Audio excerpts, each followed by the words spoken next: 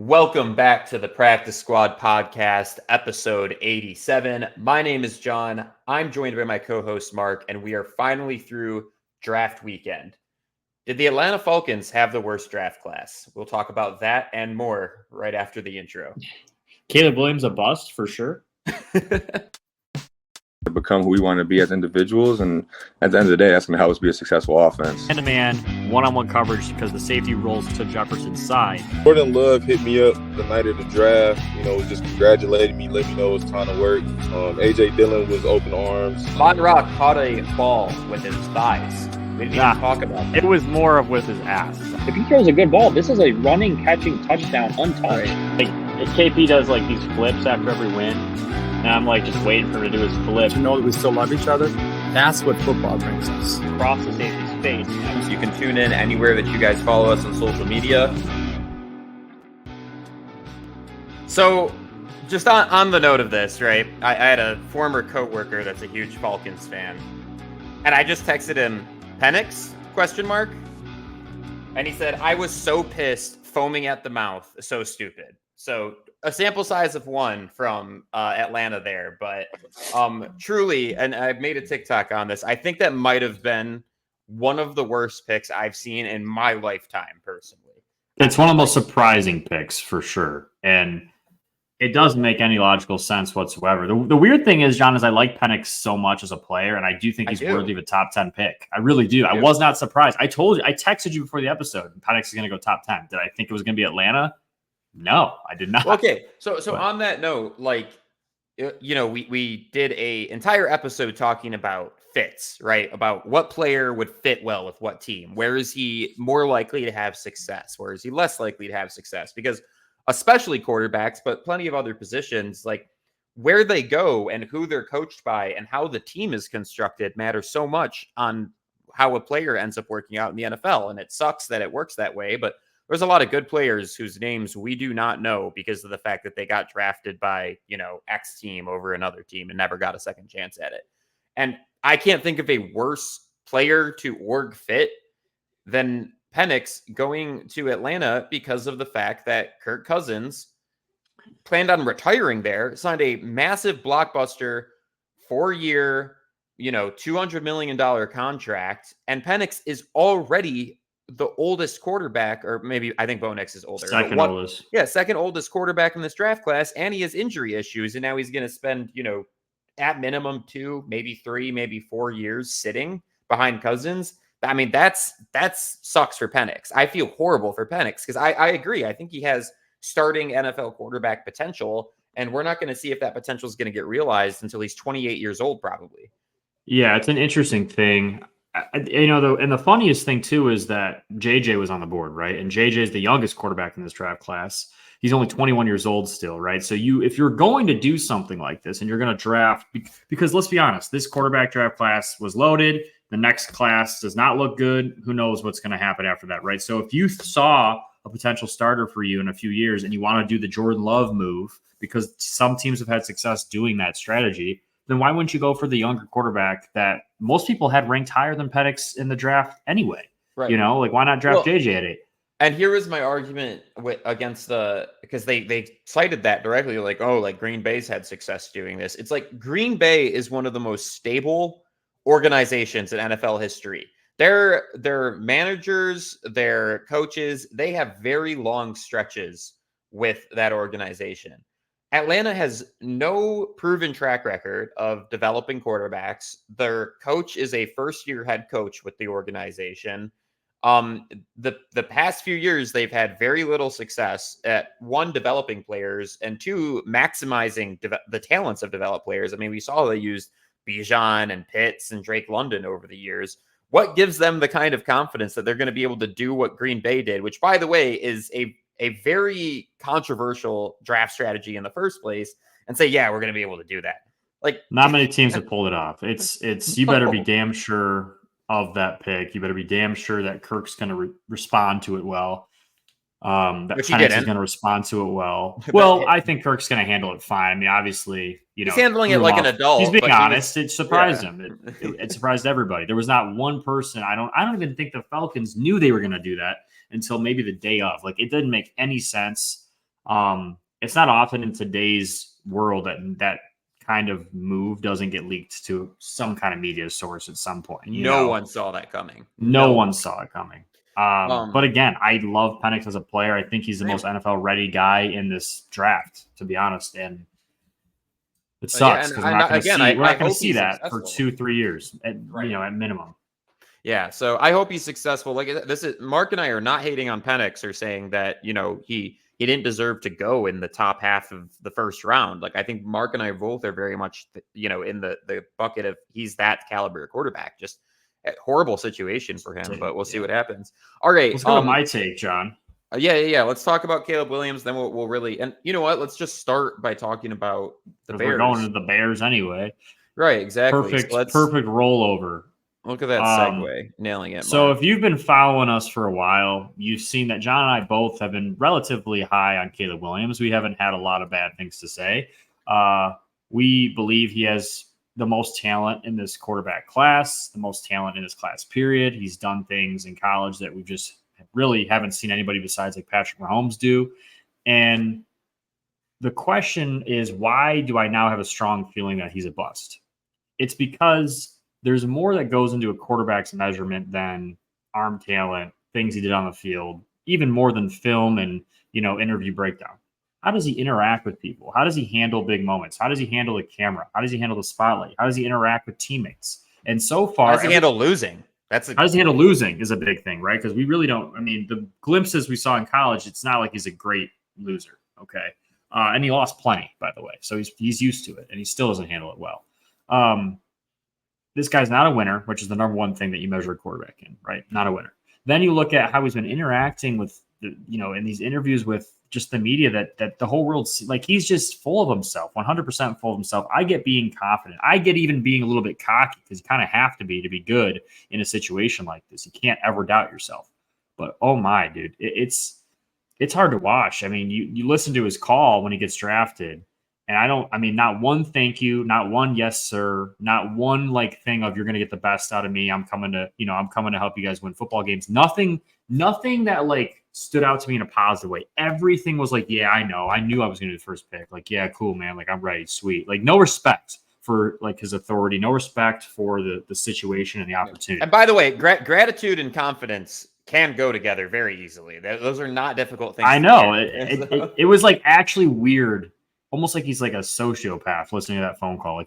I'm like, dude, show some gratitude, show some humbleness. You know what I mean? There was nothing.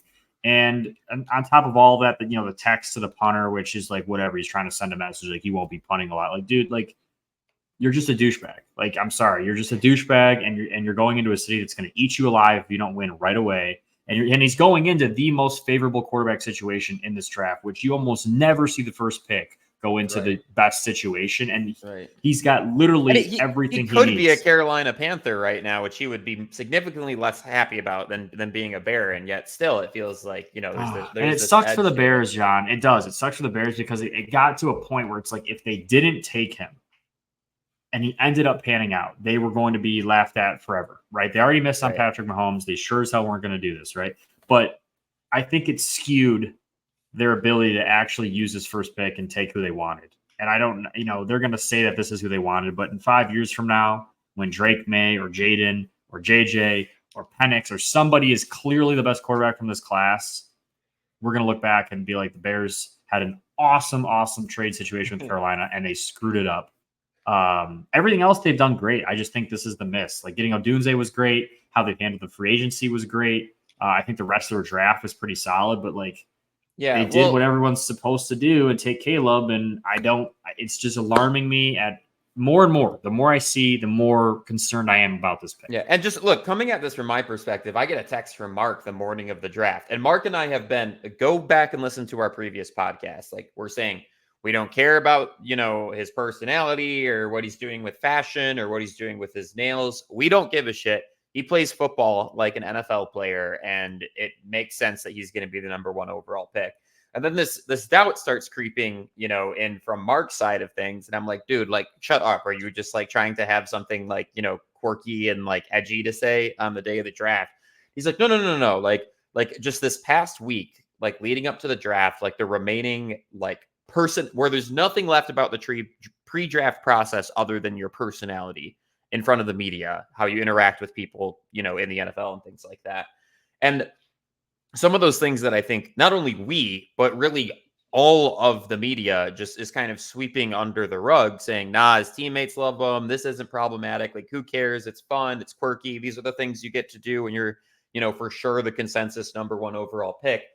You do sit there and go, well, there's been other guys that have been taken #1 overall that had better college careers and had, you know, better personality traits and, you know, weren't so full of themselves and didn't have this kind of attitude that still were not successful in the NFL. So why should we feel so immensely confident that Caleb Williams is about to be the exception? Because look, I'm still in the bucket of he's going into a great offensive line with a solid run game and 3 phenomenal receivers. And we're going to talk about Odunze here in a second, with one of the better run defenses in the league and just signed a true lockdown corner.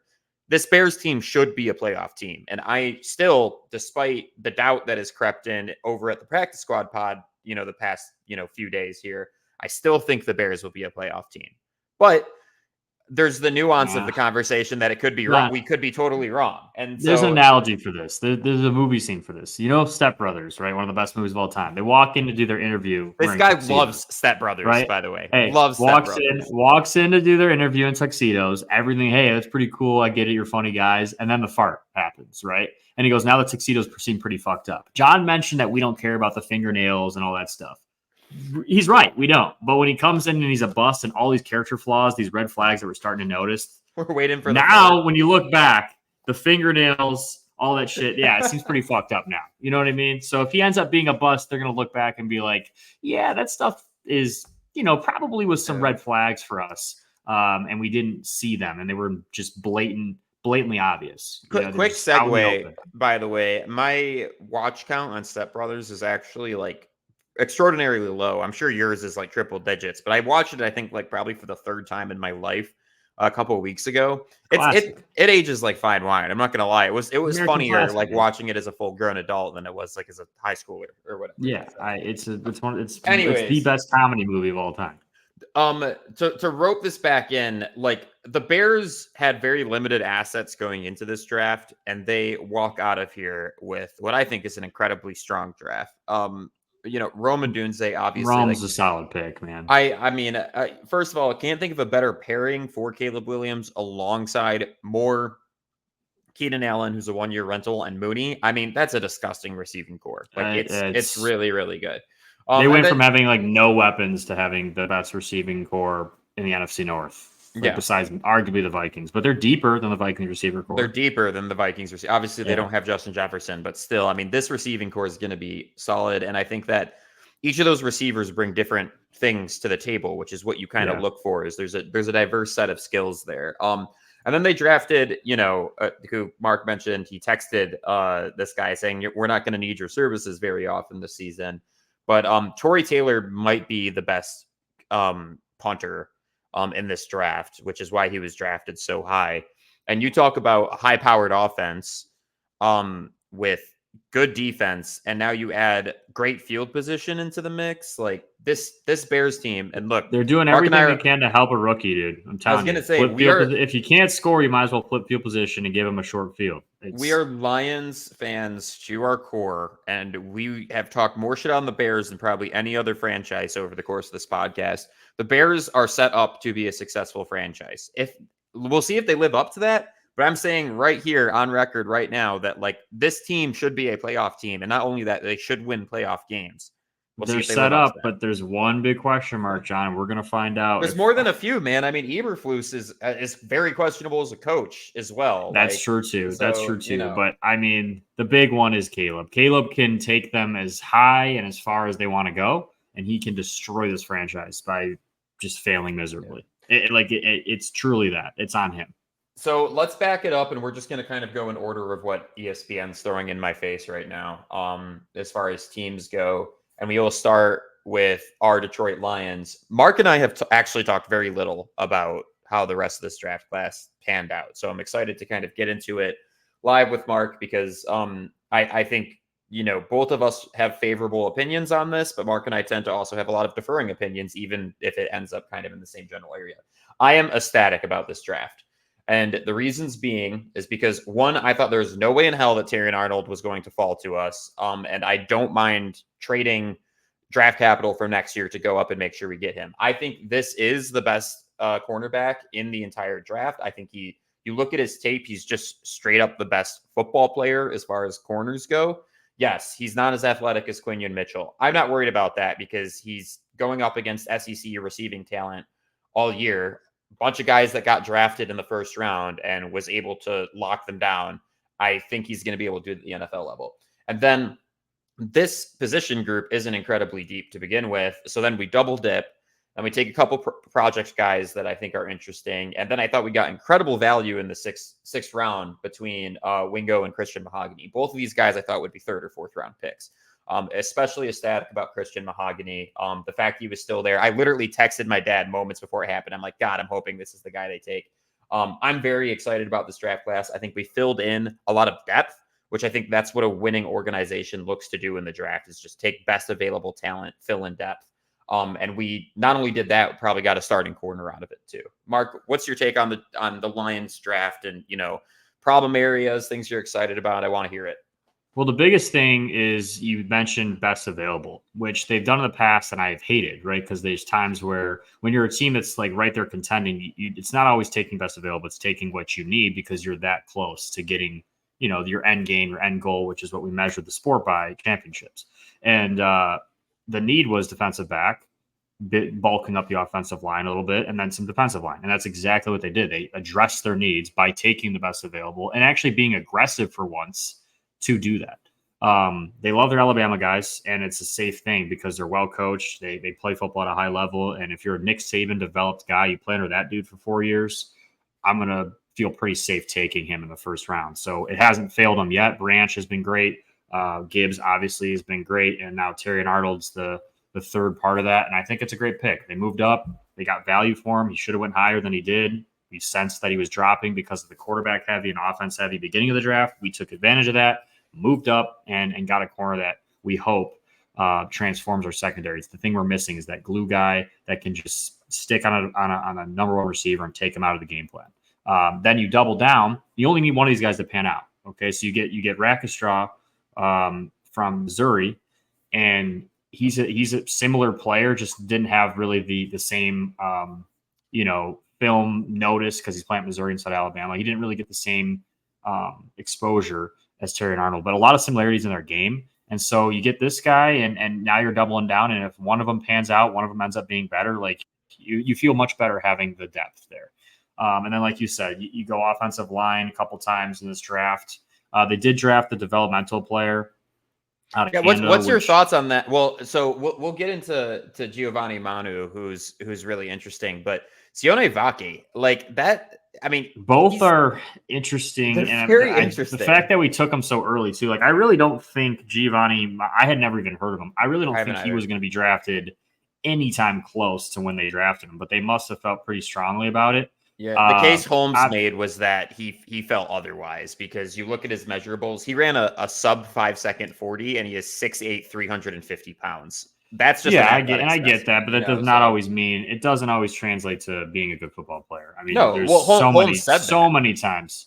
Yeah, and I just think it's a little bit of a reach to draft him as high as we did. I'm not saying he couldn't be good, but when you're a team like the Lions and you're knocking on the door to the Super Bowl, why are we drafting developmental players and moving up to do so, giving up capital for somebody we don't even know for sure, and it's going to take at least 2 years for him to even get close to being what we need him to be. Now, the benefit is we have offensive linemen with experience and a great offensive line coach and a culture in our offensive line that supports him really, really well. Like Penei Sewell is going to be around, take him under his wing.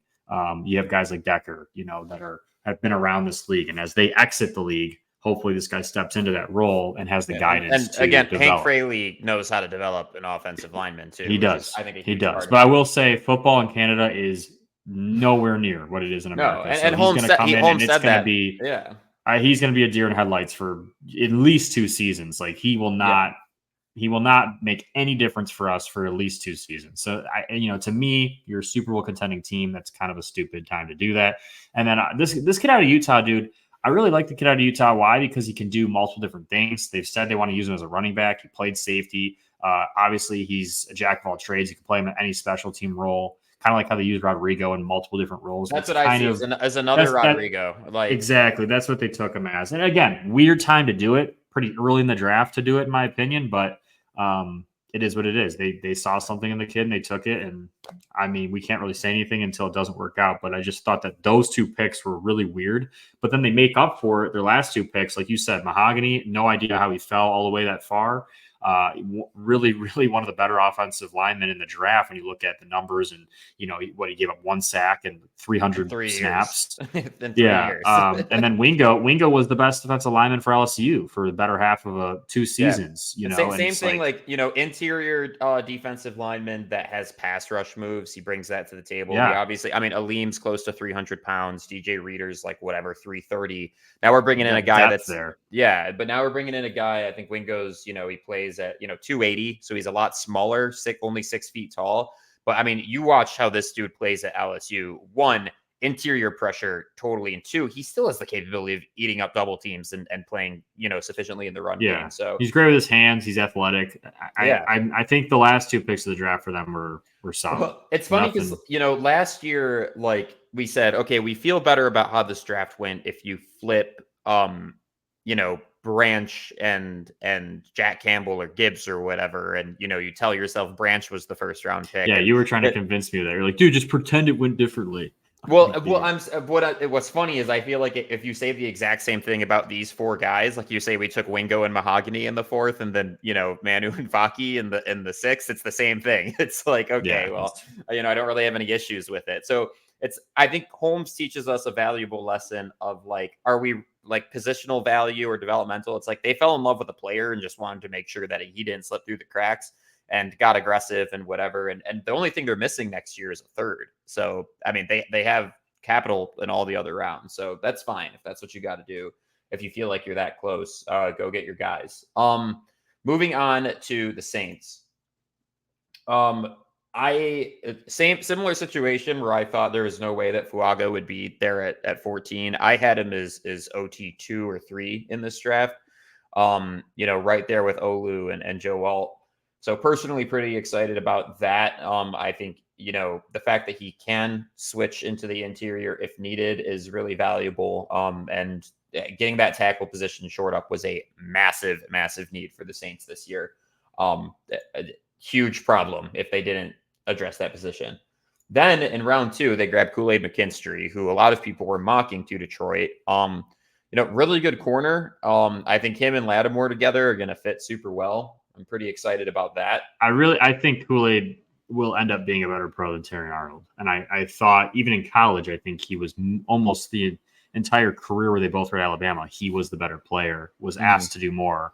And then this last year, Terry he had a better season. He had a damn good season, one that was good enough to separate him and have most draft mocks put him ahead of Kool-Aid. But Kool-Aid had a fantastic career, and I would not be surprised if he ends up being one of the better DBs in this draft class.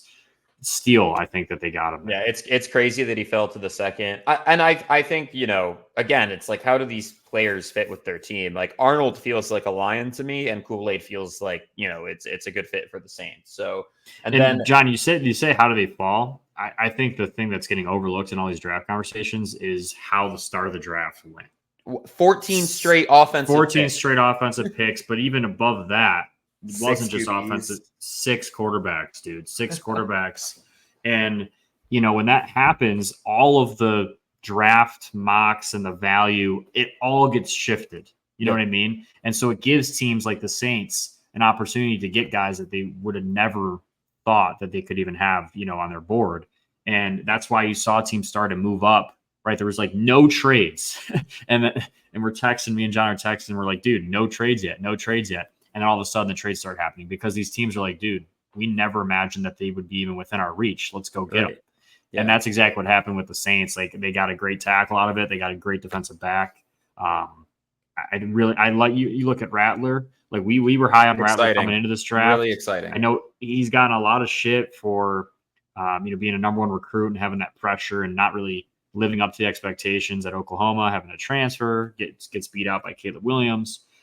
Goes to South Carolina and has a fine career at South Carolina. Never really won anything, but the talent is there. And when you look at what these quarterbacks are capable of doing in this draft class, I have him higher than Bo Nix. I have him higher than Joe Milton and all these guys that were getting more attention than him in this whole draft process. I think this kid could be a good pro, and I think he's in one of the better situations for the drafted quarterbacks because I don't really trust Carr that much, and he's got a short leash this year. And he's got a short leash, and if we know anything about how the past few seasons have went for Carr, he's been incredibly injury prone. It's never something that knocks him out for a season, but he always goes down for a couple games. Misses snaps, misses snaps. He goes out because he holds on to the football, he takes hits, and he tries to play through it. And if Rattler just waits for his opportunity, he might be able to seize it. I think it's a great spot for him. Yeah, I agree. I'm very excited about that. This entire draft class, I think, addressed a lot of needs for the Saints. And now, similar to the Bears, I'm not really worried about their roster. I'm worried about their coaching. Can they really take that next step as a team? I think even more so with Atlanta and Tampa and stuff. I'm like, the NFC South still isn't very good. Like, and seize the moment, make the playoffs. It's still there. You just got to beat your weak division, make it happen.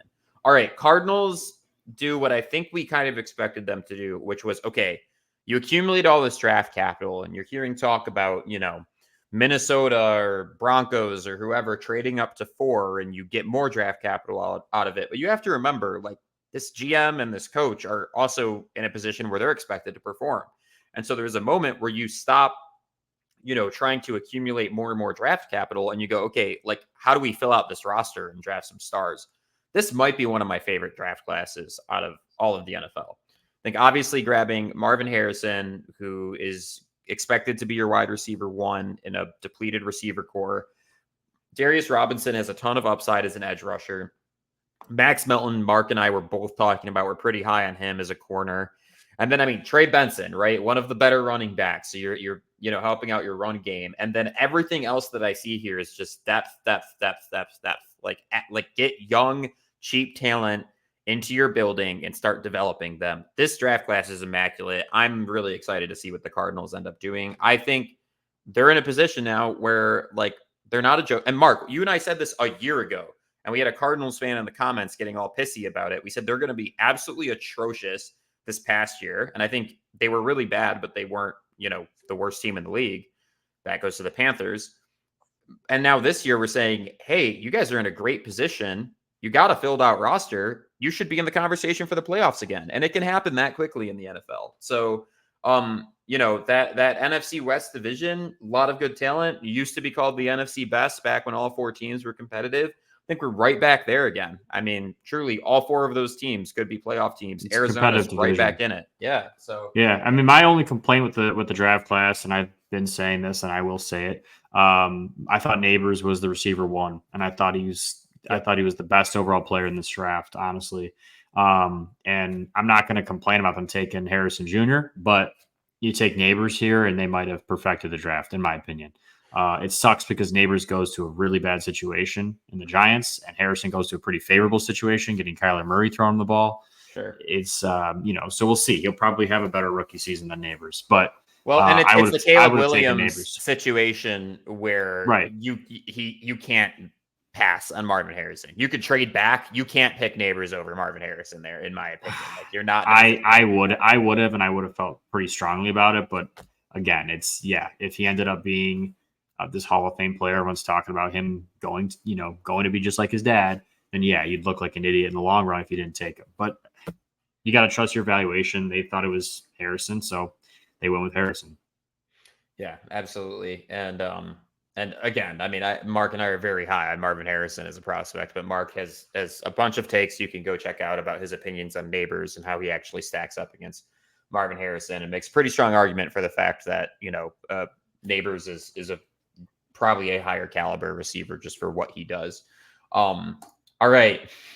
You already started talking about it, but we have like the rest of the draft class to talk about. So Michael Penix, Mark and I like him as a player a lot. We just think Atlanta drafting him here at 8 makes absolutely no sense because they paid Kirk Cousins $200 million and Penix could spend his the entire point of drafting a quarterback like this is that you get cheap talent and you could fill out your roster elsewhere.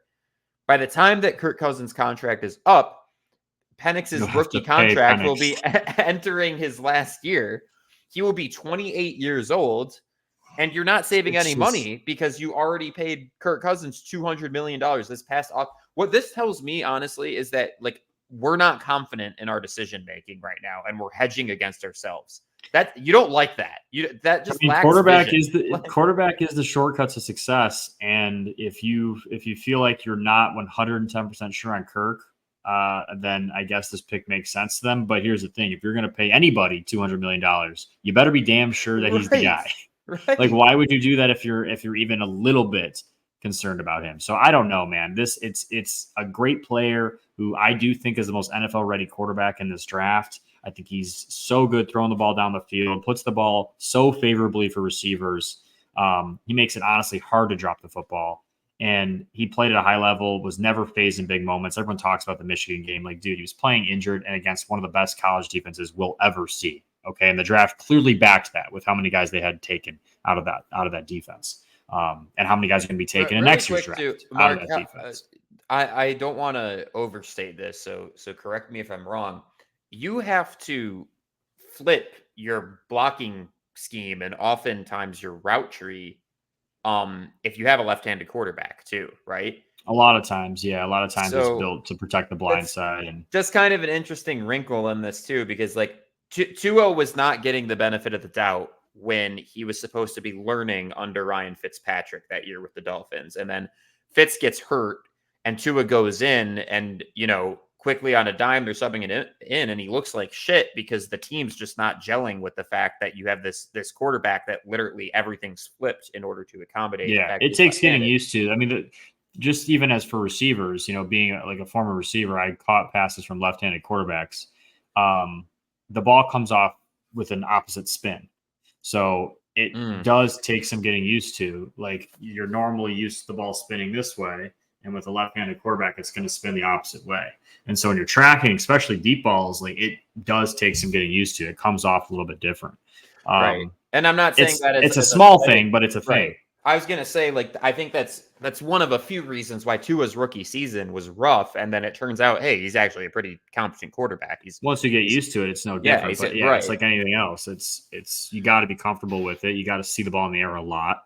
And then offensive line have to get used to understanding where the blind side is. So your calls are going to be different based on where the blind side is. Right. And then, okay, so the drama doesn't end there. Most people just, okay, sweet, Penix was weird. We're gonna talk our shit about this, and then like books close, move on. I think the second pick is equally as bad. That's really exactly where I was going. Is John? Why are you trading up? This enough. We're both so mean, we're talking over each other. Because I posted a TikTok. I know you've seen it. It's got a lot of people in mostly Atlanta fans questioning me on this. I'm telling you right now. Okay, John and I played football. We started at different times. John, what was your first year of tackle football? 7th grade.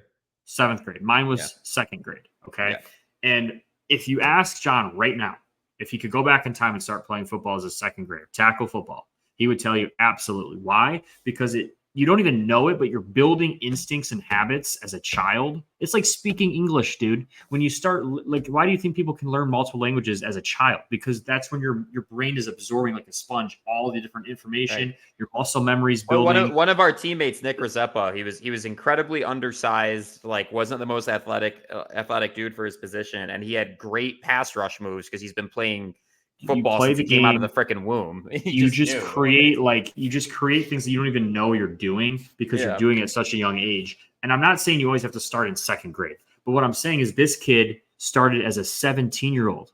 He started as a junior in high school. That almost never pans out. I do not care how athletic you are. I don't care what your measurements are. I don't care if they're off the charts. Okay. I don't care if Micah Parsons just walked onto the field and said, I've never played football before. We can make him a good player. Like, that doesn't happen. Okay. The measurements are there. The film, he flashes some things, but the consistency is not there. The star power is not there. And you moved up to draft this guy, and there were some really good players still on the board.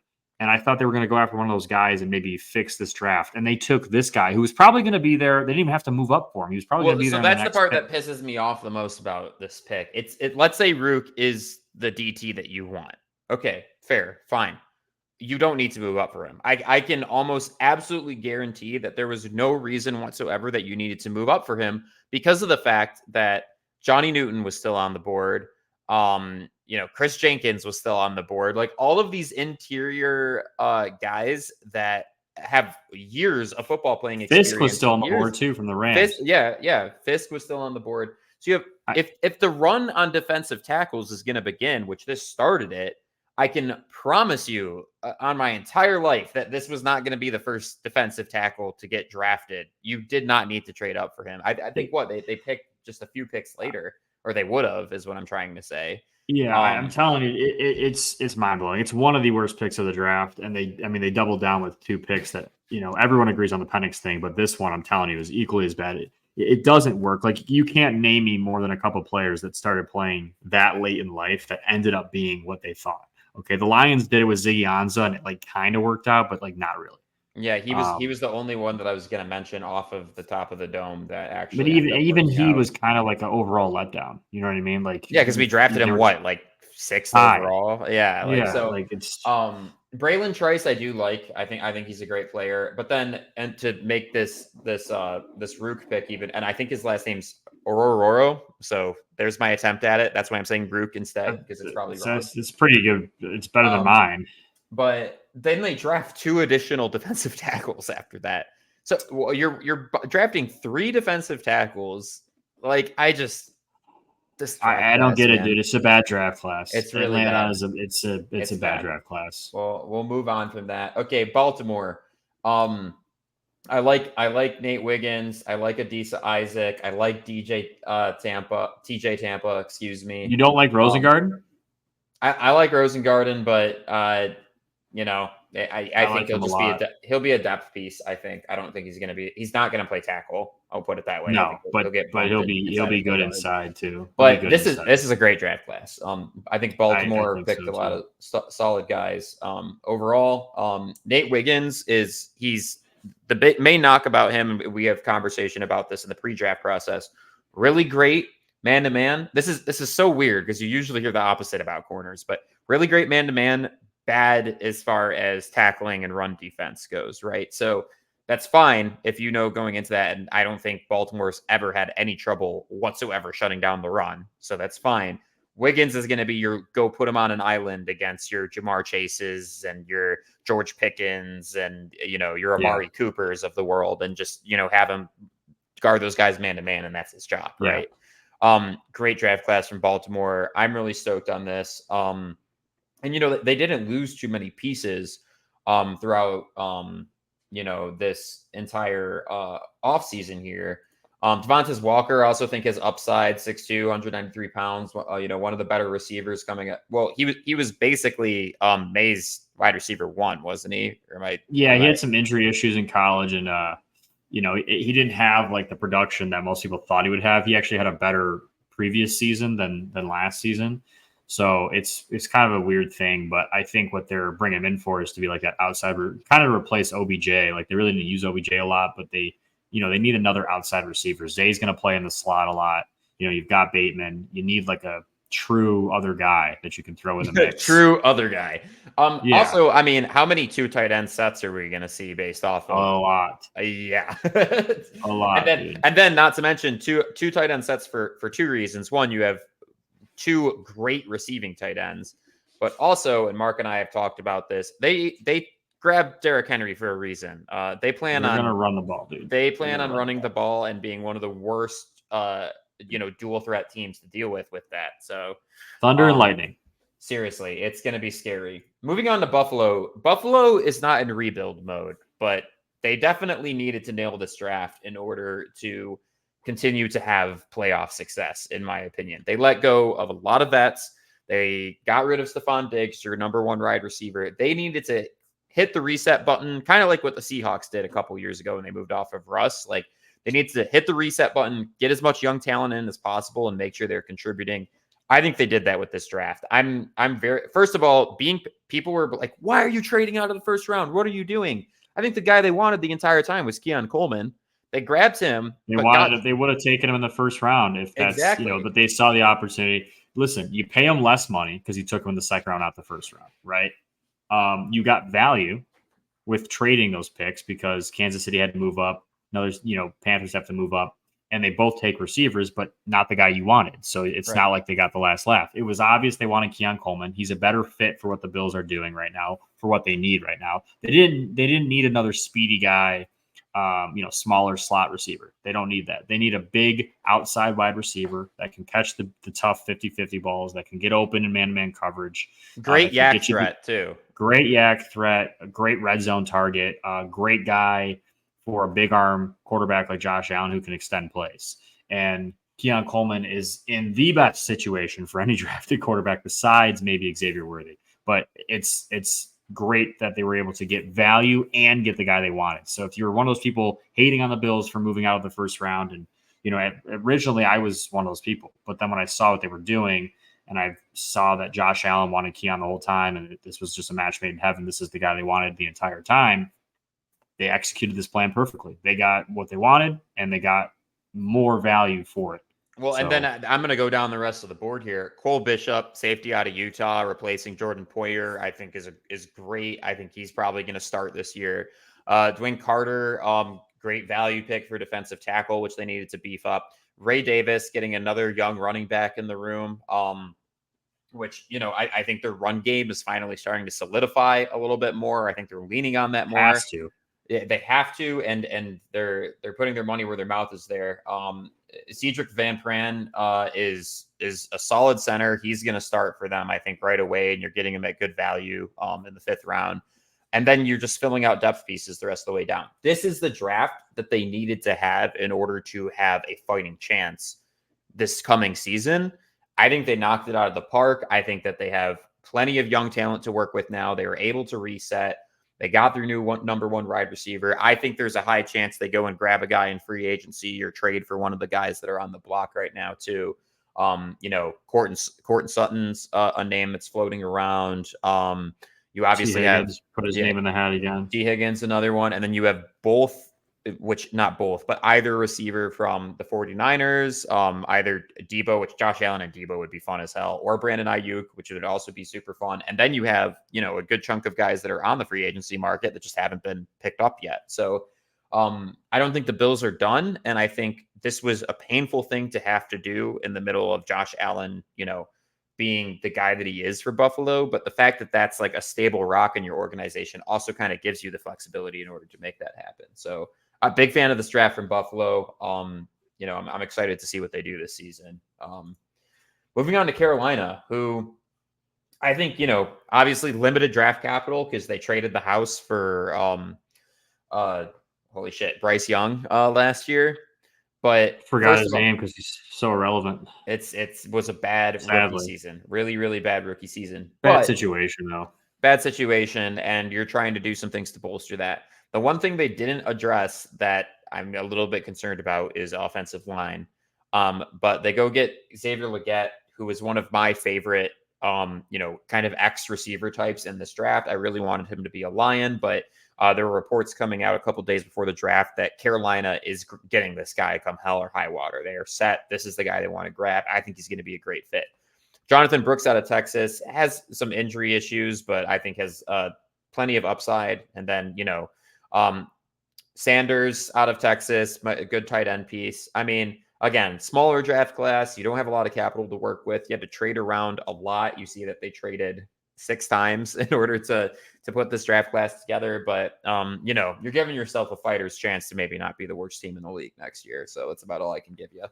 Yeah, I love the Legette pick. Hate the Brooks pick. Way too high to draft a running back, especially when you're in the situation you're in. Like, that's not going to make or break your franchise. Right.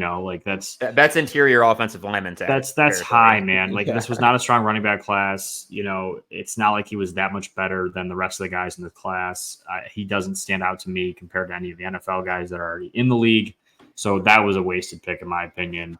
I really do like that they got Michael Barrett out of Michigan. I think the fact that he fell that far down I think that's a steal. But overall, I don't think that they did okay, and Yeah. I think they could have done better. Like you said, offensive line is the number one thing for you to protect. Bryce Young, you got him a receiver, I guess, but you got to protect him, dude. He can't Right. survive. Again, middle of the second round, there's so much interior offensive line that's like, yeah, you got to day remember one all those starter. guys fell. All Yeah. those guys fell because of the start of the draft, and they didn't capitalize on it. So, yeah. So we already talked about Chicago, skipping over them. Cincinnati. Look, Amarius Mims has the best profile for any tackle in this draft class. He's about the same size as Joe Alt. He's just an athletic freak, but he has a really bad injury history, and so you're taking a gamble there. There's not much. It's not like he needs to develop. He's not like a prospective. he's the developmental JJ tackle. of offensive line. He has You a just small don't have sample reps. size. Yep. Small sample size of what you've seen, you love. Yeah. And he's a winner, and so comes from a great program, checks all the boxes. The biggest thing is did he do enough? Can he keep this up? But I really like that pick because Joe Burrow, if you protect him, we've seen what he can do. Early on in his career, so you got to protect him in the long game here because he's your guy as long as he can play. Chris Jenkins out of Michigan, another huge need. You lost Reader. You got to replace him somehow. Chris Jenkins is a stud. We saw what he did for Michigan in that defense. We talked about this Michigan defense several times in this episode. It was one of the best we've ever seen in college football, and he was a big part of it. Jermaine Burton falling into the third round. This guy, to me, I had second round grade on. Really, really good football player. Does a lot of things well. One of the more slept on players at this position in the draft. Played at Georgia, played at Alabama, had success at both schools. Does everything that you need him to do. Can block, can be a slot guy, can be a wide guy. Really, really like that pick for them.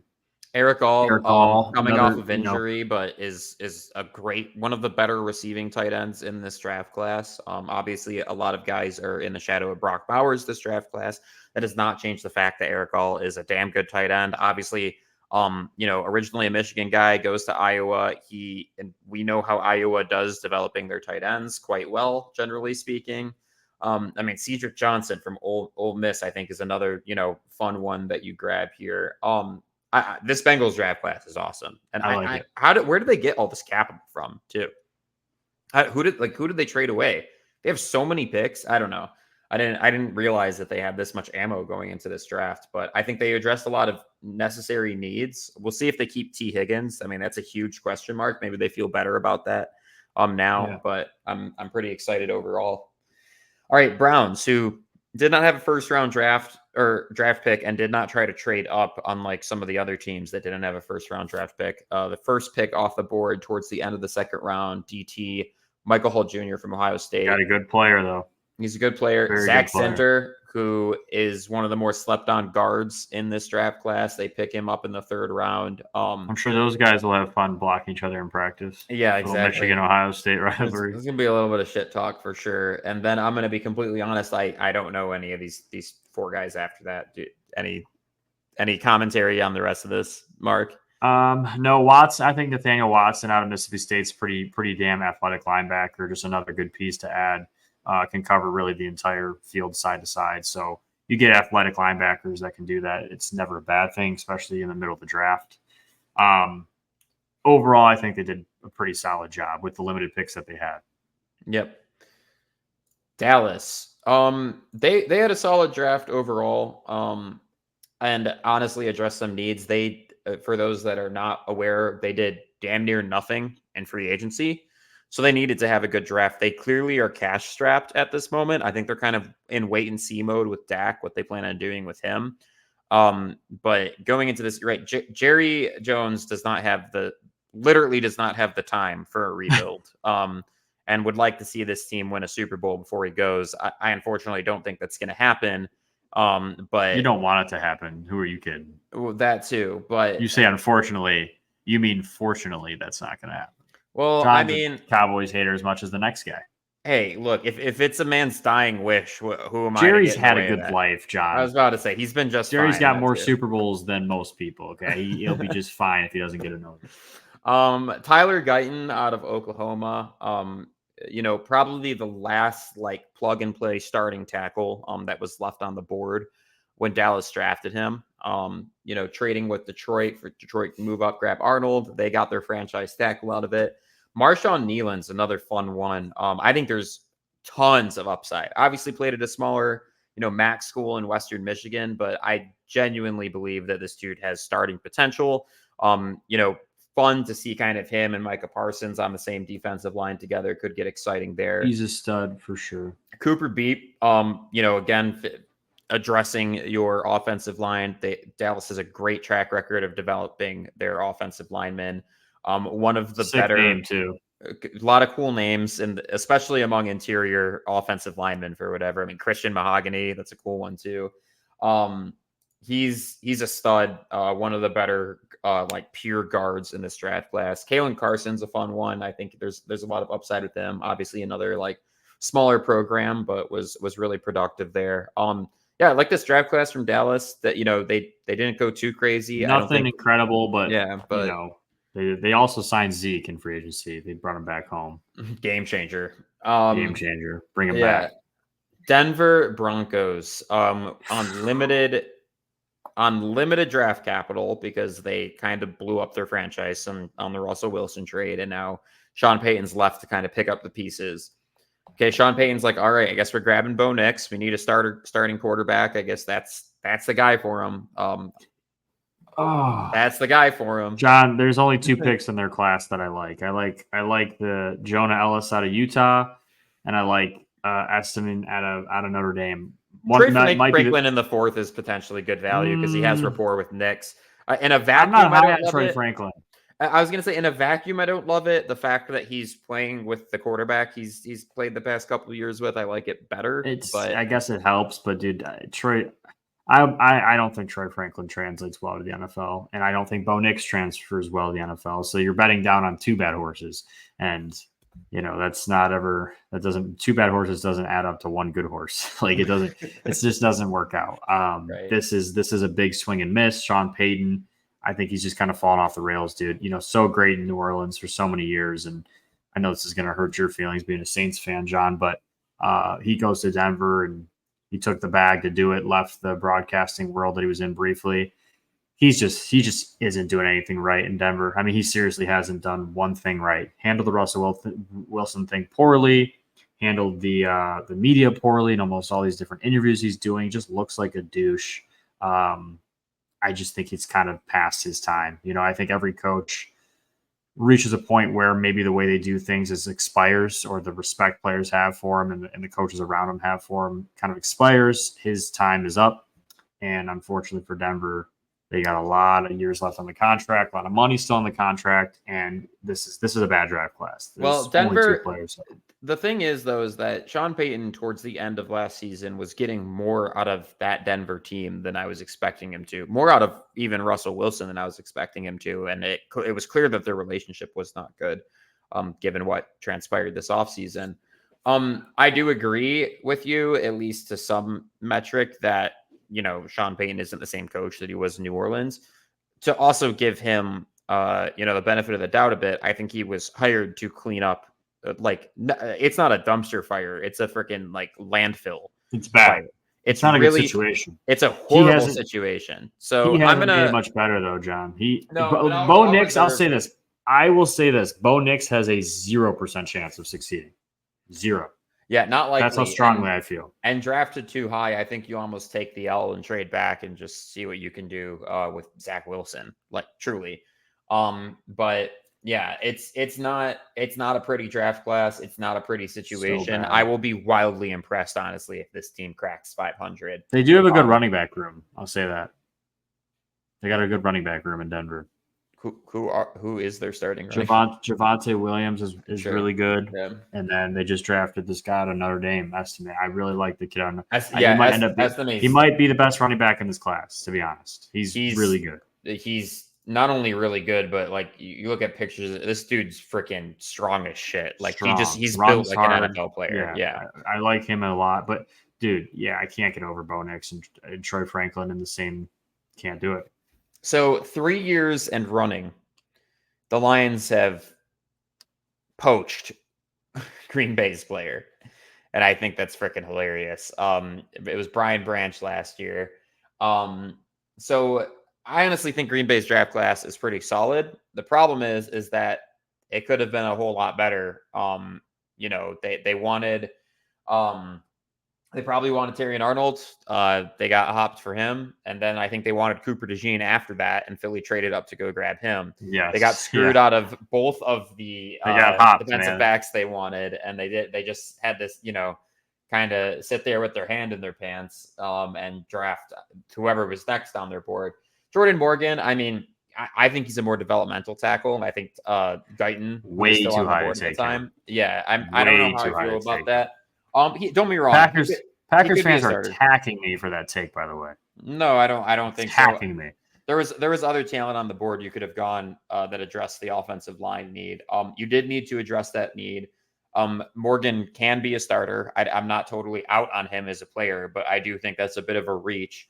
We act like their offensive line wasn't like decent last year. Like they ran the ball with great success in the playoffs against good defenses. Like who are we kidding? Like their offensive line was okay. It wasn't like it was the number one need they had. Right. Well, and then you grab this is so Green Bay of them too. Trade back and then draft a linebacker. Like where have we heard this 1,000 other times? Like drafting a linebacker a little too high. I like Bullard a lot, safety out of Georgia. Yeah, Bullard's good. Lloyd's good out of USC. Yeah, I like Jacob Monk out of Duke a lot. Actually, I really do like the center out of Duke. Yeah. Kalen King. I'll go as far as say this. I don't really like the Packers draft as a whole, but because of them getting Kalen King in the 7th round, that's crazy value. I have no idea how he fell that far. None. I mean, the guy almost went undrafted. I think he's one of the top corners in this draft. I really do. Like that kid is special.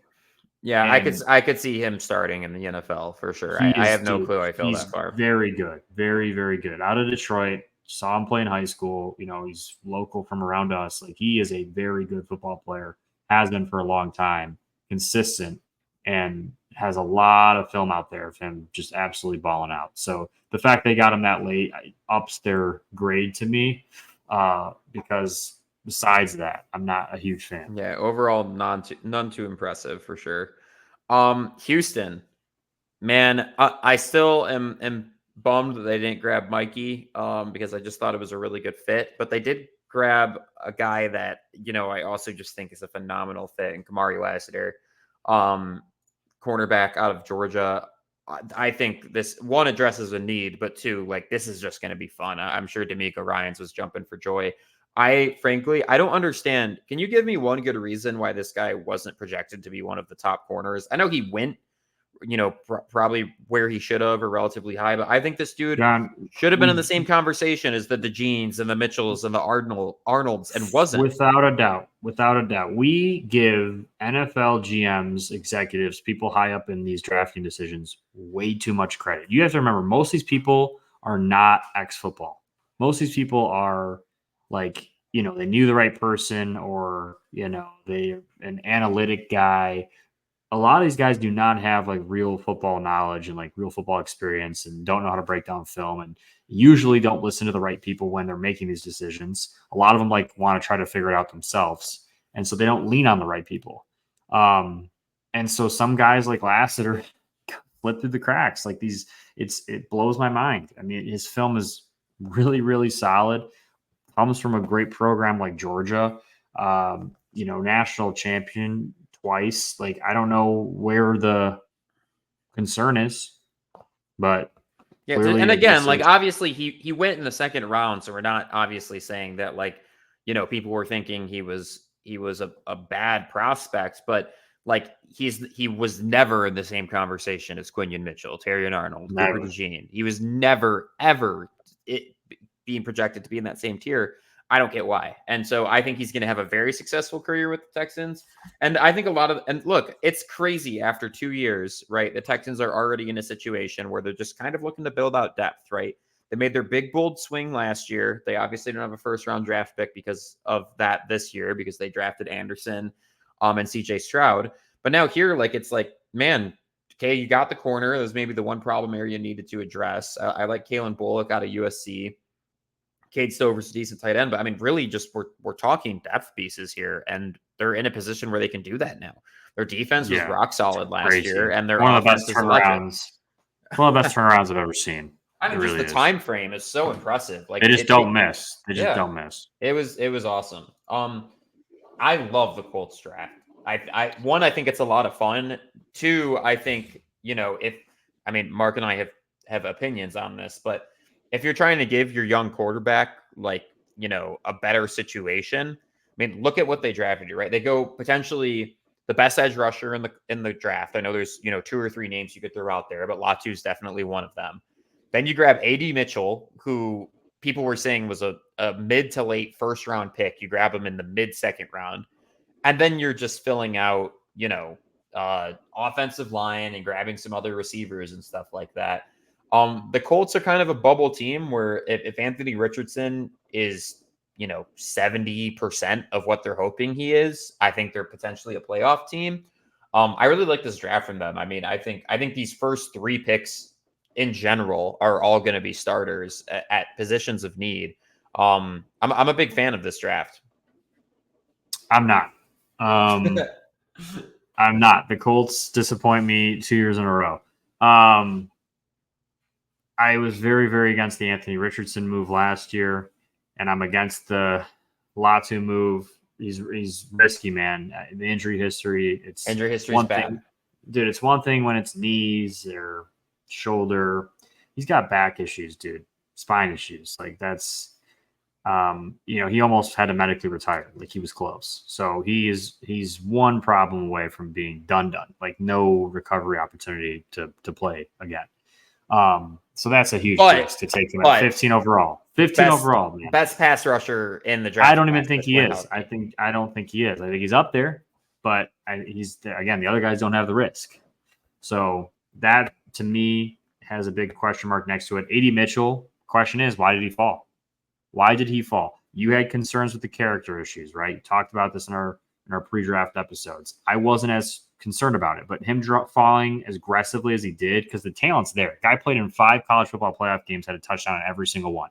He's a big moment kid. He had 0 drops last season for Texas. That's crazy. I mean, so I don't know why he fell, but I mean, if he figures it out off the field and his character issues seem to resolve, then obviously that's a steal. But again, that's question marks. So that's your first 2 picks have question marks. You're telling me this is a bad draft class where you got a guy named Tanner Bortolini and he has a mullet that looks like that? Hey, listen, the rest of their draft, I don't have a ton of issues with, but your first 2 picks have question marks like that, big question marks for different reasons. Like, come on, man. I get taking a risk on one, but your first 2 picks have risk like that.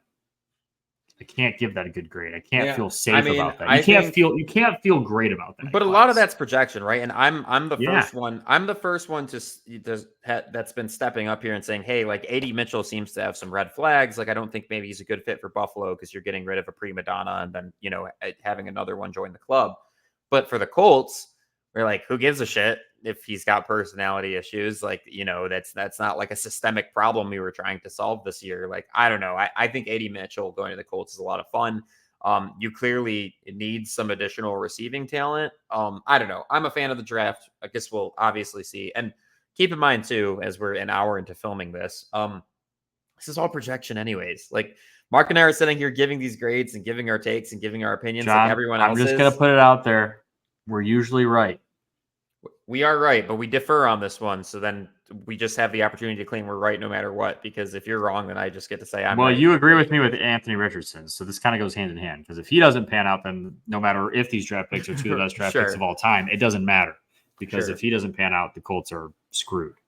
I mocked Brian Thomas Jr. to Jacksonville. By the way, not that it matters, but talk about being right. My last mock draft the day before, a lot of that hit. A lot of it. I would have bet it. I would bet that it would after your 35th mock draft in 3-day span. Shut up. That's all. That's all this guy did for like literally 2 months was mock draft. I gotta produce good content, and practice makes perfect. Anyways, the Practice Squad pod, where practice makes perfect. Read the shirt. Practice, baby. there we go. Get merch in the store. Link below. Grab it. That was a good mid-episode plug. I'm proud of you, Mark. Also, the ticker's not running, so that's not a great plug. When did that happen? There you go. Ticker is now running. That was the smoothest number. My of best segues plug of all possible. time, and it's not actually beneath me. Well, Thanks, it's in the John. description. Links in the description. Anyways, Jacksonville, I assumed that they were not happy with where their receiving core was at. And with Trevor Lawrence headed into essentially his prove-it year, they wanted to at least give him the best chance possible of being successful. And all of that led in my head to them drafting Brian Thomas Jr. He would have been the next best receiver on the board for them. And that's exactly what they do. They actually trade back and still are able to get him. I think this guy has potential to be wide receiver number one in Jacksonville for Trevor Lawrence. Big body, fast target with reliable hands. What's there not to like? Trevor Lawrence needs a dude like that. Not to say Christian Kirk is bad, but he just he's not special. He's not doing anything for me offensively. More of a slot guy anyway. Yeah, and Brian Thomas has got to be the outside guy that wins Yep. one-on-one matchups and makes the deep ball plays. Like that's what he's got to be. And if he does that for Trevor Lawrence, I think that the Jags offense could be a problem for teams this year because I'm a believer in Trevor Lawrence. A lot of people hated on him. He played through a ton of injuries last year and just not a great situation for him overall. Didn't show up in some big games, but you get Brian Thomas to help him out. You strengthen up the defense with Mason Smith at the next pick. I like Mason Smith for sure. You get a good corner out of Florida State and Jerry and Jones. You go a third guy out of LSU in your draft with Jordan Jefferson, another tackle. Clearly, they like the Tigers down there. Yeah, for real. But overall, their interior is going to be tough if both of those guys pan out. I mean, dude, I like their draft. I really do. I have no issues with what the Jags did. I think they addressed what they needed to, and they give their team a good chance to take a step forward this year. And they have to. Otherwise, it's going to be time to start looking in different directions. Yeah, absolutely. And look, don't even get me started on Kansas City. Dude, how many times did we say? We know. Everybody knew. This is why I'm mad at Xavier Buffalo. Worthy get to KC. It's going to be a problem. I'm mad at Buffalo because it was Buffalo's pick that did this. And it just is like, dude, I know that you want Keon and I know you can get him later, but anybody but the Chiefs. Anybody but the Chiefs. Now, have somebody else move up. If they face each other in the playoffs again and it's going to happen. KC wins a game on a 50-yard bomb to Xavier Worthy who has nobody. It's already written, buddy. It's already written. It's already written. They wrote their own death sentence, dude. It's like, you already know.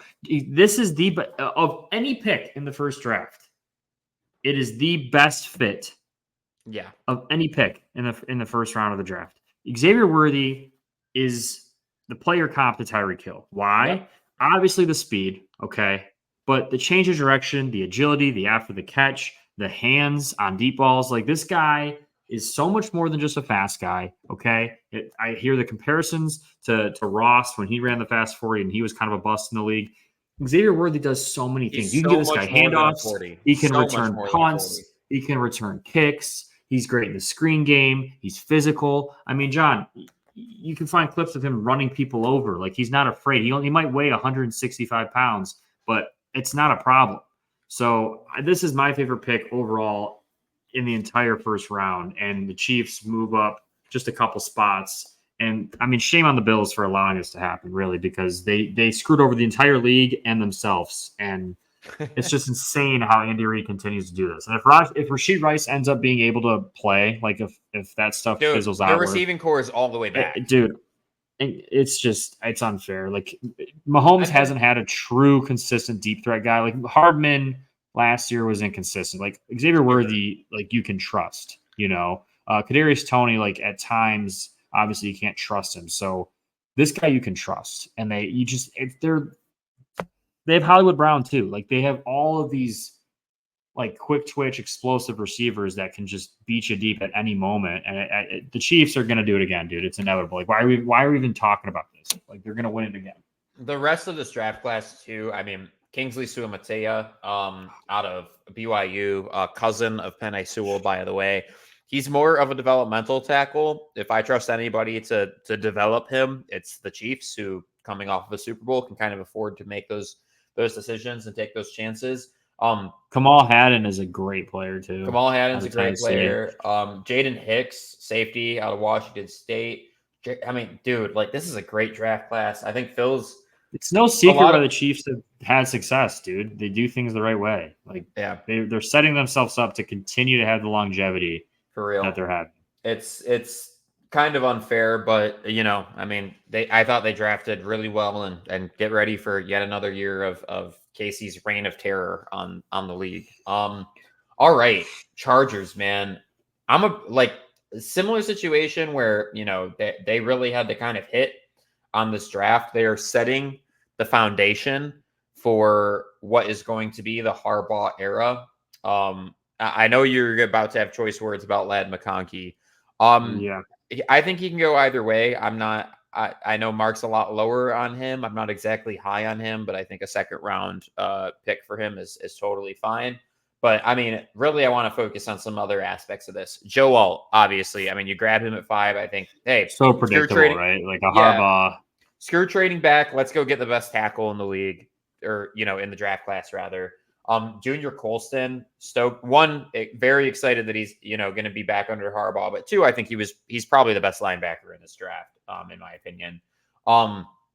Some other mentionable guys. I mean, Brendan Rice falling to the 7th round is crazy to me. I think he is. Like, who's his dad? Why didn't he get the same hype as Marvin Harrison Jr.? Yeah, exactly. And also, what not to mention, was really productive in college. Was very and, good, and yeah, is very good, and will be very good. And it makes no sense, absolutely no sense. Cornelius Johnson at Michigan, obviously, like Michigan receivers tend to they just tend to underachieve in college because of the utilization of them, and then they end up going to the pros and being better than they were in college. It's just what happens. I expect the same thing out of him. He's a really, really solid prospect. And then Junior Colston out of Michigan, he doubled down with the Michigan dudes. I thought he honestly would draft more. Great linebacker for them. But I go back to the Joe Alt thing. He's going to build this team from the inside out. I think what Harbaugh is going to do, his plan to compete with Mahomes and do all the things that he needs to do, it's really not much different than him having to come into Michigan and compete with Ohio State and all these other teams that maybe had the flashier pieces, the more electric offenses. They're just going to build up front, and they're going to run the ball down your throat, and they're going to be bigger and stronger than you and more physical at the point of contact right off the ball. And that's how they're going to win football games. And he started doing that. Makes no mistake about it. Joe Alt, first pick first major decision as a Chargers head coach. Joe Alt. If anybody that was mocking Neighbors there, you clearly have not spent enough time with Jim Harbaugh. You heard him say we think offensive linemen are the tip of the spear as a weapon. You know, if you talk about all these weapons, like we think that the offensive line is the tip of the spear. By the way, I think every all-time offensive football quote, Michigan, it's totally every Michigan offensive lineman that declared for the draft was drafted. And no surprise there. It's the best offensive line in football. The last thing I'll say is the Ladd McConkey thing. I'll let you go off. It was a reach.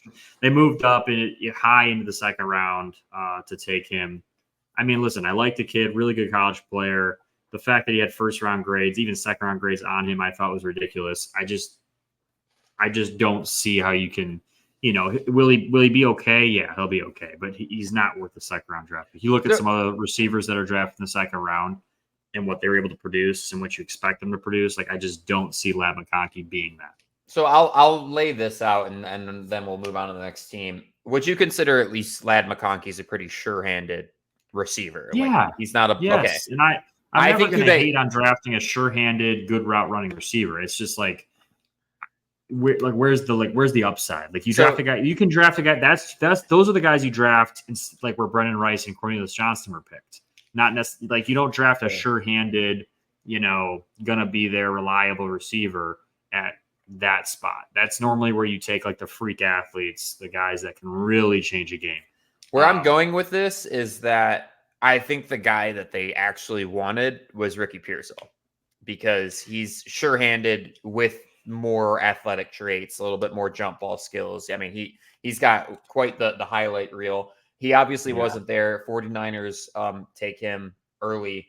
And I think in general, though, like, look, Quentin Johnston's a liability at this point. He is but we know this doesn't tend to work out. So I understand famous last words. Maybe his hands will improve going into his sophomore season. That generally doesn't happen.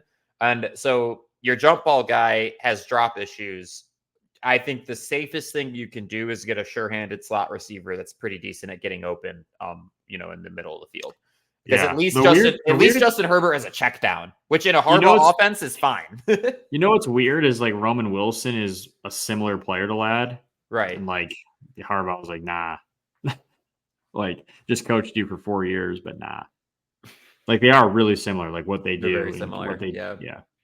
So I don't know. It definitely I'm not totally saying it wasn't a questionable pick, but I at least understand the logic. Like you need to give Justin Herbert a check down. It's as simple as that. Rams with their very first round pick. God, I love their draft. In 6 years. Their draft is killer, man. I mean, It might be the best. It might be the best. It's so first of all, started off with Jared Verse, arguably the best edge rusher. Him, Turner, Latu are the three in the conversation. I think Mark and I both lean Jared Verse as being the best, just all around edge rusher in this class. So you grab him at 19, which is I think one hell of a steal. Then you grab Braden Fisk, who is your Aaron Donald. Not replacement, but because no one's ever going to be able to do that. But you grab somebody that can fill that void. Keep the defensive line teammates together, which is exciting there. And again, really both from smaller schools originally too. Jared Verse is from Albany, and then transferred to Florida State. Braden Fisk is from Western Michigan, transferred to Florida State. So both have that underdog mentality built into them. I mean, I love the picks even more when you add that into it. And then Blake Corum, underdog mentality. Love it. Same, like, and then again, just kind of filling out depth with the rest of the roster. But like, I mean, the Rams are all the way back, and we were saying this last season. They're all the way freaking back. So good. Yeah, Great draft. Get ready. Blake Corum is basically a twin of Kyren Williams. Like they're just gonna have two of them now. Like they're like the same freaking build, and their offensive line's totally fortified. It was horrible for a minute there, but they landed back on their feet. They're going to ram it down your throat, and they have their play style is like the exact same. Like they're just tough, gritty running backs that can block, that can run people over, that can carry the ball 20-30 times a game. And now they're just going to both do it and split the load, and both will be healthy going into the playoffs. And that's not a team anyone wants to see with Stafford the way he was playing towards the end of the year. It's just his chemistry with McVay, and then drafting this well, of course. I mean, did we have any doubts that McVay would draft well when he finally got the opportunity? Right. They drafted well with no first round picks. McVay is such a damn good coach, dude. Yeah, it's exciting. Raiders draft is weird, man. I mean, they just took the best available, man. I was going to say, I like a lot of their players. They clearly were just taking a best available strategy because Brock Bowers, I mean, they drafted a tight end first round last year. Jackson Powers Johnson, who is a guard, because how did he fall that far, by the way? Not only how did he fall that far, but then you draft him and you don't draft him to play center because you already have a starting center. So again, like the fits are interesting, right? Like, okay, you already have a tight end, you already have a center, you're drafting these guys. I mean, so interesting nonetheless. But yeah, I'm not gonna lie here. This draft, look, I understand BPA and I'm a big fan of BPA, but you have young talent at both of these positions that you're now just bumping these guys over into different positions and making them do. I just don't love the fits. I don't know. It's a weird draft. I was expecting more defense higher up too, but their first defensive player wasn't drafted until the mid-4th round. I don't know, man. Just a wacky draft class to me. It's a weird draft class. And so Gardner Minshew's your starter, which, hey, man, I'm a fan of that. We like getting money Gardner. Minshew mania, I guess. But we'll see. We'll see how it works out. Miami Dolphins. First of all, keeping the track team going. 2, Chop Robinson at 21. I think that's a fun pick. To steal. Patrick Paul, who you'll probably move inside to play guard or center, which is something that you needed to address. So I know this bubble here says they didn't address that need. They did. Patrick Paul, I don't think he's going to play tackle. Love Kamara. Love the Kamara pick, by the way.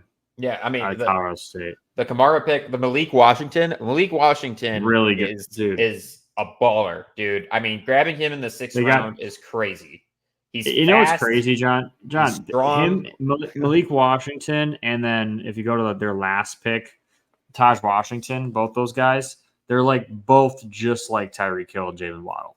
Like they're like the same, like small slot receivers that can be, lined up in the backfield, that can use motion to get open, that are just mismatch nightmares for linebackers and safeties.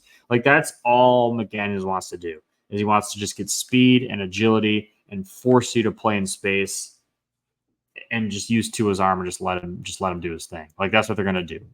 And they're keeping the track team alive. I love that mentality. Dude. Like keep it going. It's a lot of fun. It's a fun draft class. And hopefully Miami, this is finally their year where they get a playoff win in the first time in like 3 decades. Moving on to the Minnesota Vikings.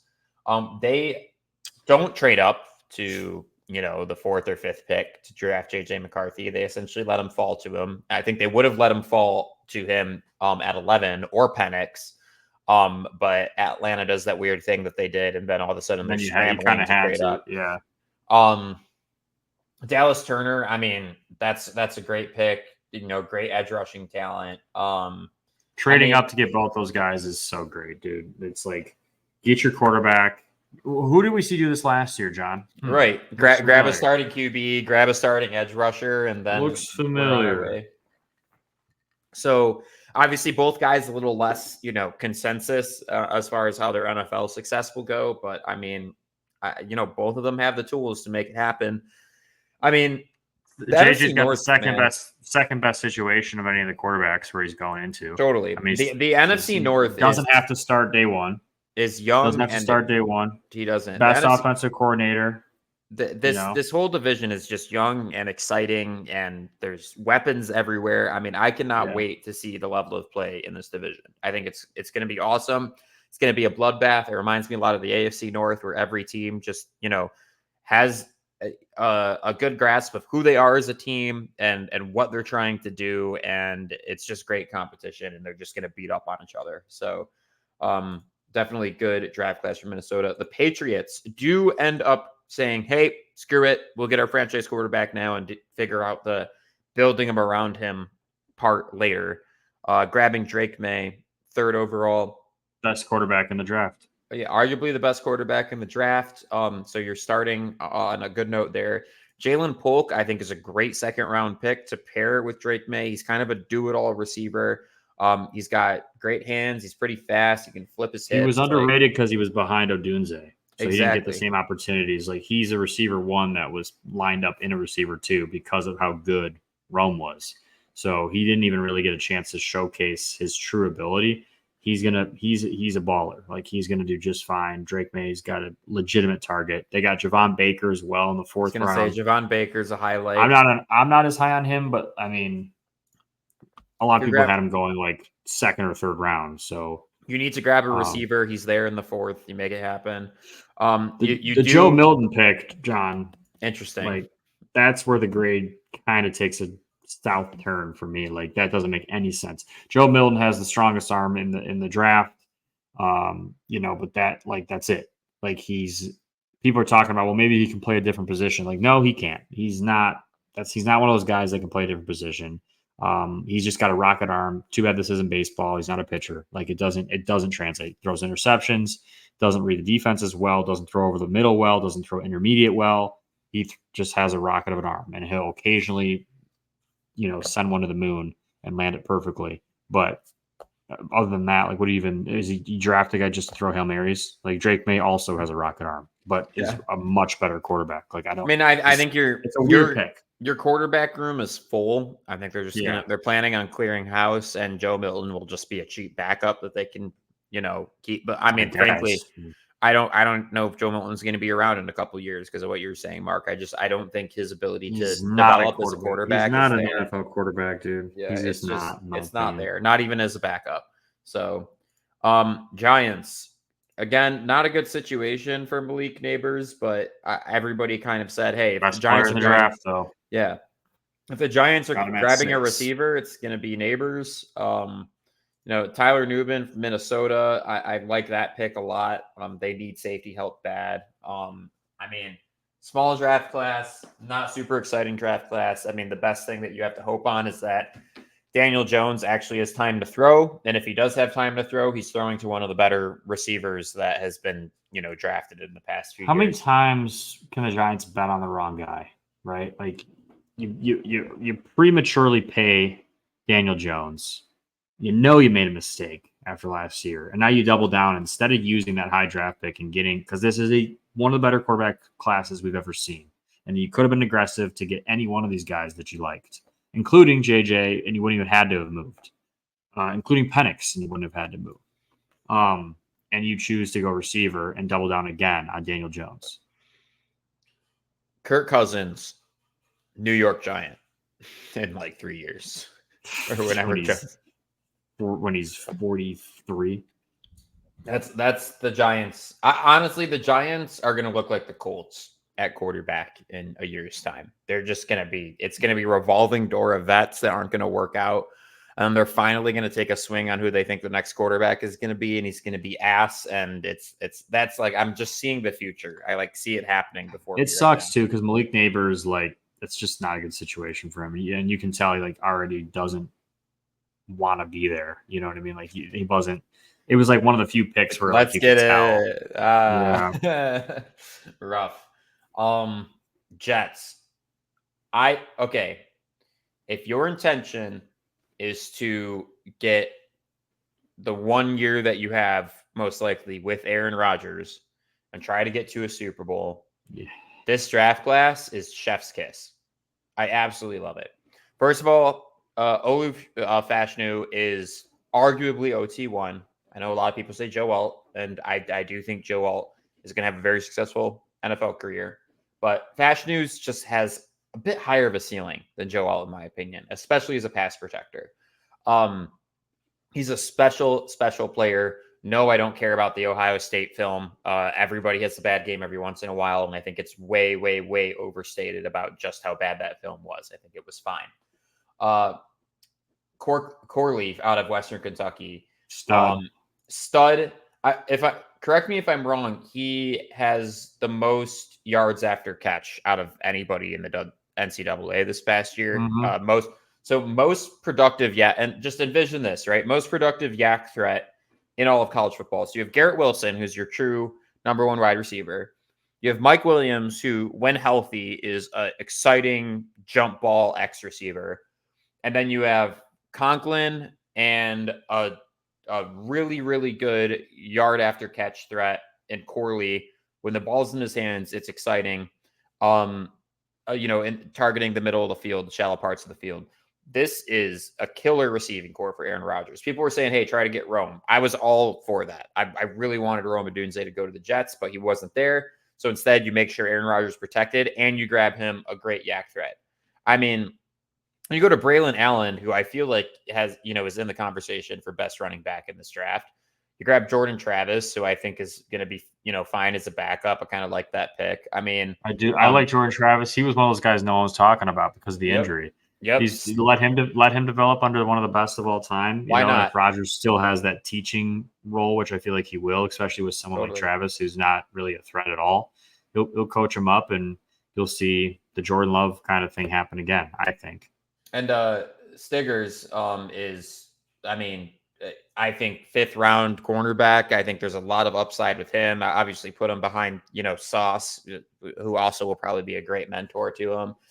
This is a great draft class from the Jets. It's a good class. They address pretty much everything. Address every need, and not only do they address every need, but I think that a lot of these guys are guys that can see playing time this year and help contribute to making a deep playoff run or potentially a Super Bowl run with Aaron Rodgers. Mark, how does Howie Roseman keep getting away with it, man? How does he do it, John? How does he do it? They're always one step ahead, it seems. They just are. You get Quinn Mitchell, who a lot of people have as CB1 in the draft. If not CB1, a lot of people have in the top 3 for sure. It's the guy they wanted, flat out. It's the guy they wanted. They admitted that they had him as the top guy, and they took him. And then they move up, and they jump the Packers, knowing that the Packers were waiting on Cooper DeJean to fall to him. And once again, we predict this. Cooper DeJean falls. You can fill in the blanks as to why. But he falls further in the draft than people expect. Eagles jump it, take him. One step ahead of the Packers, and they get two really, really solid corners that are versatile enough to do other things like play nickel, like play some safety if they have to. Really, really love it. That's where they were weakest last year. Address it immediately. You did all the free agency moves the right way, and then you addressed the number one thing that you needed in the draft. Will Shipley, you get in the 4th round. Great value. Great value. Running back. Great gadget guy. You added into the mix with what you do with Jalen Hurts. The type of running, man. He's exciting, and he's very versatile as well too. I think there's a lot of upside there for him. They're just really, really, really good, dude. Johnny Wilson, you add a big receiver target to go in with AJ Brown and Devontae Smith already. Holy crap, Wilson's 6'6". I did not know. I mean, dude, it's ridiculous, dude. It's ridiculous how they continue to do this. They draft well. Their free agency is ridiculous. I don't know how they do it. Yeah, it's something else up there in one of the better drafts. But I don't know, Mark. You might not feel the same way about it. I think the Steelers might have had the best draft out of anybody this year because really their first 2 picks. I think they get a lot of good depth down the board here too. But to really your offensive line was, I wouldn't say a full-on liability, but it wasn't very good last year. And you commit 2 picks to Fatanu, who could be a tackle, could get kicked inside to guard. And then Zach Frazier. I mean, your offensive line. It's one of the best picks of the draft. Yeah, Frazier. For value picks. Wanted him to be a Lion, but I also can't think of a better fit than him being a Steeler. Just a gritty guy. Roman Wilson is, kind of a good compliment to Pickens. He's a low ego player that is willing to block and, is better in kind of that slot situation as Mark was talking about. Grab another Wilson and Peyton Wilson, who I think is actually a very high upside linebacker. This draft class is awesome, man. I think the Steelers should be in a situation to compete. Wilson and Fields have very few excuses, in my opinion, to not be productive. Whoever ends up winning that job, I think that Steelers are a major sleeper team, John. 100%. Major sleeper team. And 100%.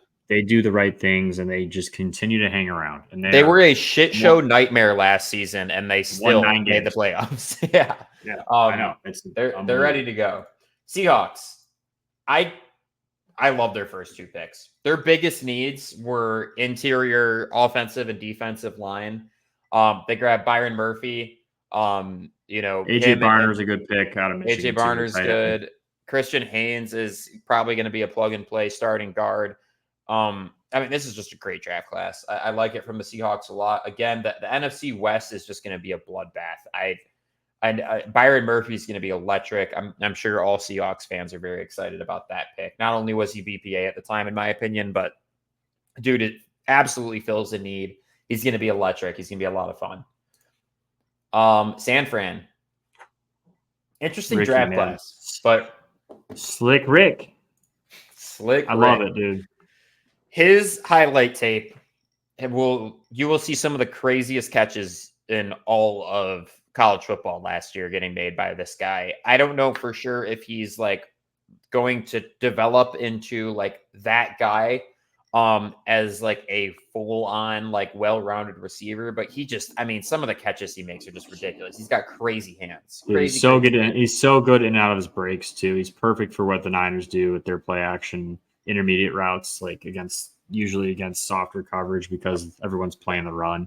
He's such a good fit for them. And it obviously shows that they're going to try to move off of Debo or Ayuk, and Ricky's going to fill in for whoever they trade. One of them I don't think will be playing with the 49ers this coming year. We'll see. Maybe we're wrong, but it seems like there's some tensions in the air over there, and they're just that after the draft, they heated up rather than chilled out, which is usually not a good sign.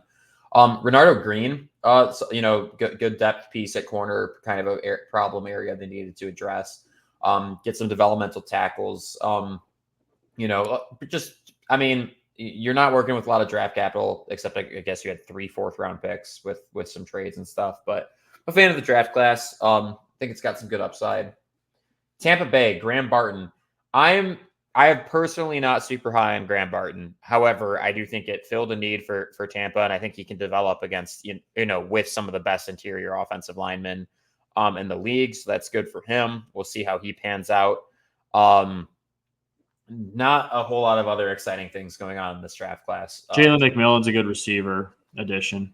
Sure. All three of those receivers out of Washington drafted in the first 3 rounds. Pretty impressive. Penix was thrown to some talent. No doubt about that. Tennessee, I love their draft class.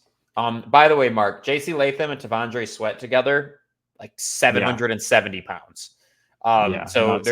Their Titan is definitely a good adjective. I like J.C. Latham.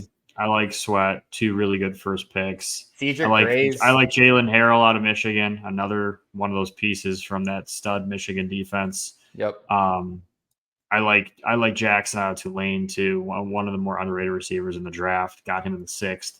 They did what they needed to do in this draft, and they're behind for sure. They're trying to play catch up in this league. They took a step in the right direction with this draft.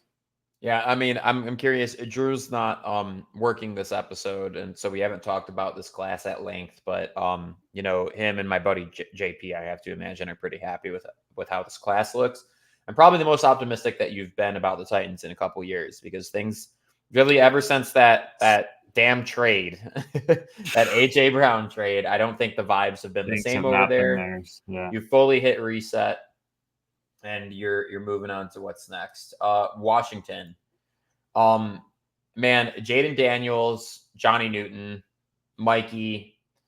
I mean, I really like this draft class. I think there's a lot of question marks around Washington right now about how the quarterback situation is going to pan out, how well Cliff Kingsbury is going to do over there. New coaching regime, new management. Everything's new over at Washington. They're still trying to figure it out. They need a new stadium and a new field really bad. They're working on that, but not quite there yet. Hey, well, they took one step forward, because this draft class is pretty impressive. It's a Jaden Daniels. John and I both have some questions about him. Doesn't like to throw over the middle, right? Not at a high percentage. Doesn't protect himself super well. He's got a fragile frame. So there's definitely some questions there. But if he can be a little bit of what people are talking about him in terms of his potential, that's something that Cliff Kingsbury is gonna have to work on with him. Johnny Newton falling further than people thought. Everyone thought he'd be a first rounder. So you get a steal there, great value. Mikey Sarenstill, right? They trade up to get him. Pound for pound, you heard Nick Saban say it, and it might be true. Might be the best defensive player in this draft. Does everything well. He's got a unique background because he played receiver. And anytime defensive backs play receiver at a high level before they switch to defensive back is when you see the playmakers at defensive back. The guy's going to intercept the ball when he gets chances. He has a knack for understanding what routes are coming when he's in zone.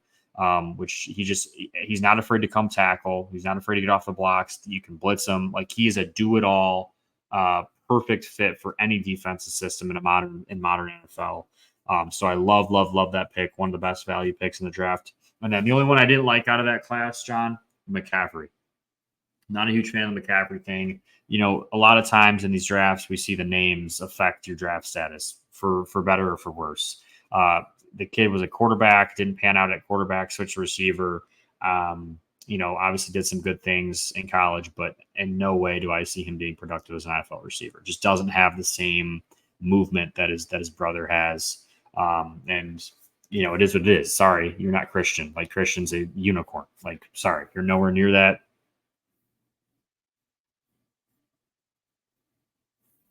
Are you muted, John? I think you got your. I am muted. Sorry. Take a flyer on him. And it's on the 6th or 7th round. I think it's fine, but 3rd round pick definitely felt like a bit of a reach. Yeah. I don't know, man. I don't, and it might be a role player, might be a special teams guy, but definitely don't love that pick. But yeah, man, that is the 2024 NFL draft, and now there's going to be some sparse free agency talk, but in a couple months here, it's training camp time, and that's where things are really going to start to heat up. For those that have kind of been along for this draft journey, we really appreciate it. We've poured our heart and souls into, delivering the same kind of quality content that you're getting from these major networks and these podcasts with multi-million-dollar budgets. We're a team of 3 people, essentially.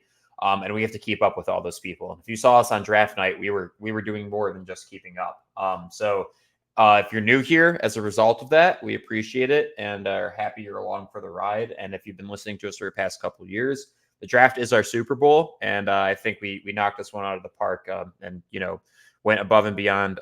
Mark, along with Drew and I, were complaining about having migraines by the end of night one because of how much we busted ass. We got close to 300 social media posts out on all platforms that night. Mark did a TikTok and every single draft pick in real time. We whipped up graphics of every single draft pick in real time. We're posting takes on Twitter. We're talking about trades. We went all out for it. And again, I think it's well worth it because we always see, the socials hit and we see some new people make their way over to the podcast as a result. So if you're one of those people, again, we appreciate it. And we're looking forward to going into the regular season with a new crew listening along. So if you don't already follow us for sure on socials, check us out. We'll be posting individual draft grades, every single team, right? John and I over the next couple weeks here. And then we're getting closer and closer to fall. We're getting closer and closer to that time. Year 3, season 3. I know. Coming soon. Yeah, it's some exciting stuff. So we appreciate everybody for listening along. And we will see you guys with, whatever we can put together as far as football talk goes next week. We're headed into the dark times. May, June is tough, but we'll definitely find a way to keep it exciting. We got some shit up our sleeve. Oh yeah, absolutely.